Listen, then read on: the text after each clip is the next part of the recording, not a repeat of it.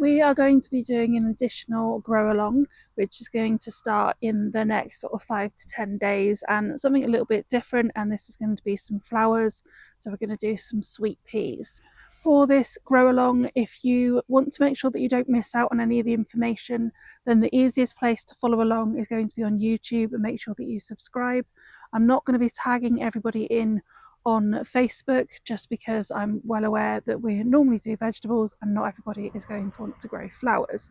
So to make sure you don't miss out, YouTube is probably the easiest thing to follow along on. The very first thing we're going to need for these is some sweet pea seeds. And these are just a selection from all different places, and there are many of different options out there. There are also some options for some dwarf varieties. I haven't found that they do very well. If you've only got space to do dwarf varieties, then that might be something to have a go at as well.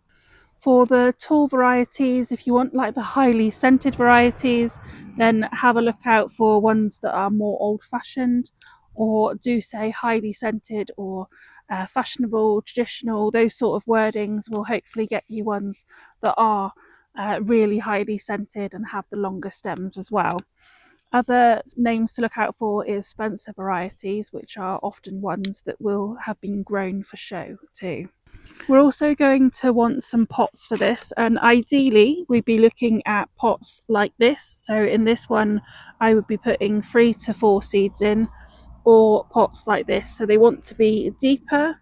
These are around 3.5 by 2.5, and this one is the same height, so 3.5 but probably by 3 inches across.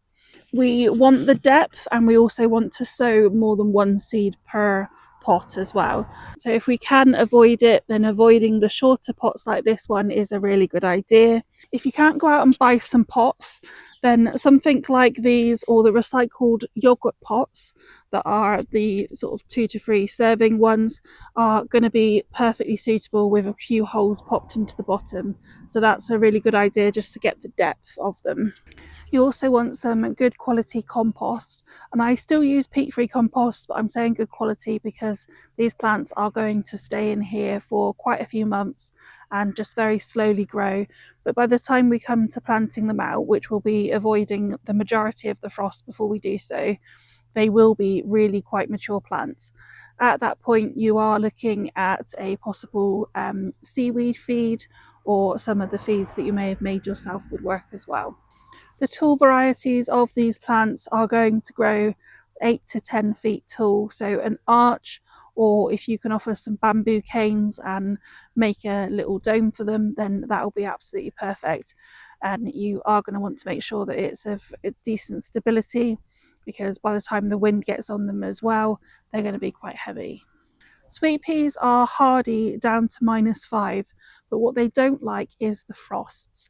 So what I mean by that is they're going to be quite happy to go down to lower temperatures, but they will want protection from those frosts. So you are going to want either to keep them in a greenhouse, a polytunnel, or one of the flexi greenhouses that you can have.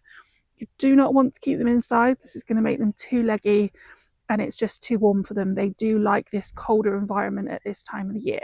If you are in a town or a city, then it's likely that in your garden or in your allotment that you don't actually get frost to the level that we do in the countryside. You may find that actually with just a little bit of frost protection and a cloth, that you'll be absolutely fine. For me, on nights where it gets down to -7 to -10, and that's only 1 or 2 nights in the winter, then I will be looking at popping the heater on in the tunnel, or you could also bring them in the house just for that night as well. So I aim to plant mine from mid-October to late October. I'll try and get these in by the 20th, so you can get yours in plenty of time as well. And then they just need to be popped in a place that is out of the way of any mice or rodents, because they are going to steal the seeds and they'll dig down if they have the opportunity. It might not be something that you need to worry about yourself. To prepare the ground before these go out is a really good idea, if you have an idea of where you're going to put them already, to really heavily feed that area. So to put down quite a thick layer of well rotted manure, or to put down some compost, and the compost can be put down nearer to when we actually plant these out, but the manure would really benefit from being down and then broken up during the winter by those frosts. I will share a list of the different types of seeds that I'm going to be sowing, and also some that I've saved from over the years as well in the caption. You may also find that if you've bought sweet peas this year and you've grown them, that if you haven't cleared away the plants yet, then you may have some seeds sat in the pods drying out, and I will be using some of them as well. But if they did say F1 varieties when you bought them, then they're not likely to come true. This is less of a problem when we are growing flowers.